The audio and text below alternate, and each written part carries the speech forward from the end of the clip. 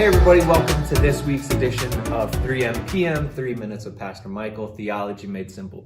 Today's lesson, we're going over what is worship. And you've definitely heard this word before. When we talk about worship, you think of singing songs, right? Now, that is worship, but that's only one aspect of worship. So we're going to break it down just a little bit. Very simply, worship is submitting yourself to God and being affected by Him so internally that you just can't help but to shout to the world who God is and what He's done for you. Now, there's a few ways to do that, and I wanted to reference the internal and external way that we worship. Worship doesn't start until it starts in your heart. And Jesus says this in Matthew chapter 15, where He's like, those people are worshiping me with their lips, but there's no heart transformation. It means nothing. When we worship, we need to understand the truths of Scripture so much that the outward flow, the singing and the worship that we see at church is just an expression of that. So in order for worship to fully take place, we need to do it in our hearts first. But then once we get to the external and how we practice worship, that's going to look a few different ways. And that's where I brought out words and love.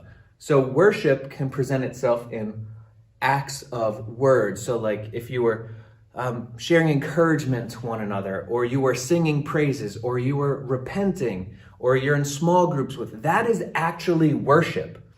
The other one is loving. That is serving others. So not only are you affected by it, but you are leading others in the same way. I like to think of worship like this. Maybe you are a Cleveland Browns fan. Maybe you are an Alabama Crimson Tides fan.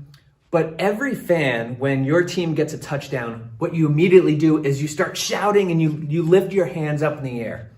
Now, we lift our hands up for two reasons in life.